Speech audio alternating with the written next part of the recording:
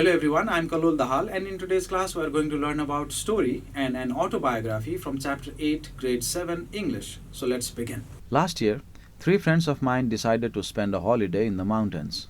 They set off by car early in the morning. By the late afternoon, they had almost reached the village where they were going to stay. They had a quick cup of tea at a wayside cafe. They set off again along the winding road that led to the mountains. They had a map with them. According to the map, the village they were going to stay in was only about 15 miles away. It got dark and it began to rain too. This made it more difficult to see the road clearly. After they had driven for about 15 miles, there was still no sign of the village. Obviously, the map they had was not a very good one. They went on for another 5 miles and then the car suddenly stopped. At first, my friend thought that they had run out of petrol, but on examination, they found that this was not the problem. Something else was wrong with the car. Since they could not start it again, they decided to spend the night in the car. They had very little food with them and there was not much room for 3 people. Early in the morning, a car came along the road. They stopped the driver and asked him where the village was. He told them that it was just on the other side of the hill. They tied their car to his car and he pulled them to the top of the hill. After that, their car ran all the way downhill to the village. They found a hotel and had a good breakfast. Of course, if they had walked up the hill the night before, they would not have had to spend an uncomfortable night in the car. So this text tells us about the trip of 3 friends who were found to be in a kind of a trouble when they were going to a village and how they overcame the problem. I hope this text is very clear to you. It's not that difficult. Now let's move on to the exercises. What are the words, phrases for these meanings below? Find them from the text above and write them down. To use up or finish a supply of something. Run out of. Not feeling physically relaxed. Uncomfortable. Clearly. Obviously. Having many bends. Winding. Started, began a journey. Set off. The act of looking at something very carefully. Examination. Space. Room. Now, complete these sentences with the words you have found above. Please do this as your homework. Please do this as your homework. Are these statements true or false? The answers have been given in the text. Please do it.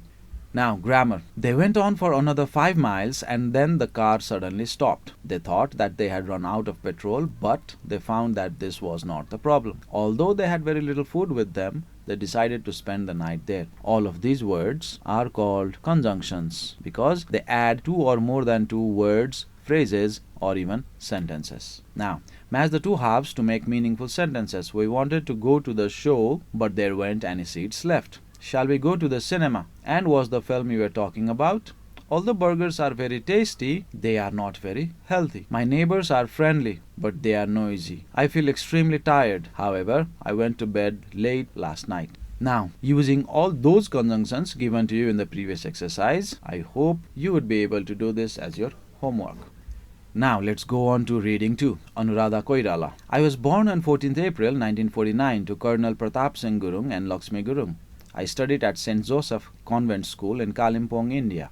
It was from the school where I started my devotion towards social work. Mother Teresa has always been my largest source of inspiration. I spent more than 20 years teaching children at various schools around Kathmandu. Although this brought me great satisfaction, I realized that I had a bigger personal calling to fulfill. Children, girls, and women were being trafficked within and from Nepal for sexual exploitation. Therefore, in 1993, I founded Mighty Nepal with the aim of providing services for both children and women who have endured untold pain and suffering, often in silence. After establishing Mighty Nepal, I got involved in the service of humanity. My first work was setting up of a home. Now, Mighty Nepal has 3 prevention homes, 11 transit homes, 2 hospices, and a formal school. More than 1,000 children are receiving direct services from Mighty Nepal every day. It was all made possible with my determination and leadership. Mighty Nepal today conducts a wide range of activities. They are organizing awareness campaigns, community sensitization programs, rescue operations, apprehending traffickers, providing legal support, women empowerment programs, etc. So far, I have been awarded 38 national and international awards for my courageous acts and achievements. Some of the national and international awards include Prabal Gorkha Dakshin Bahu Medal Nepal 1999, Trishakti Patta Award 2002, Best Social Worker of the Year Award Nepal 1998, German Unifame Prize 2007, Queen Sophia Silver Medal Award 2007, the Peace Abbey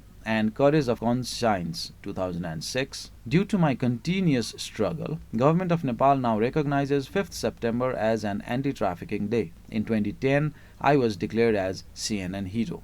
It was the result of my struggle to fight the social evil of human trafficking. My victory as CNN hero is a pride and honor to the nation itself. So this talks about Anuradha Koirala, her hardships, and the achievements she got because of that hardships or all the troubles that she had to go through. So we can understand that struggle makes one's life successful if we are going on a good path. So now let's dive into the exercises. What do these numbers, date and years refer to? Please refer to the text and do this as your homework. Match the words on the left with their meanings on the right.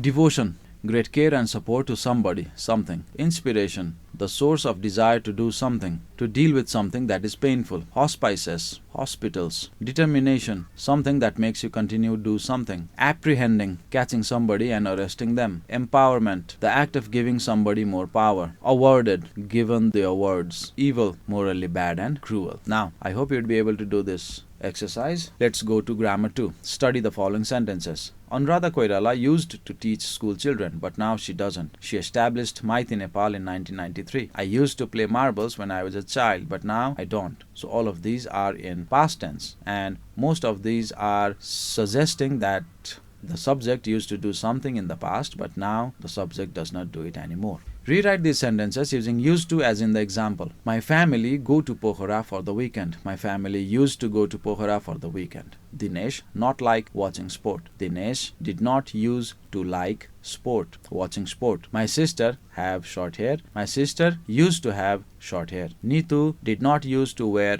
jeans. We used to go to visit our relatives on New Year's Day. I hope it's clear to you now, so do this as your homework. Now, complete the story. Use past simple forms of the verbs from the brackets. One autumn evening, Charles and Beth went to the theater. They attended a party. The play started at 7 p.m. So this way, using the verbs given in the bracket, we need to convert them into past simple form, like done over here. So I hope you'd be able to do the remaining ones as well.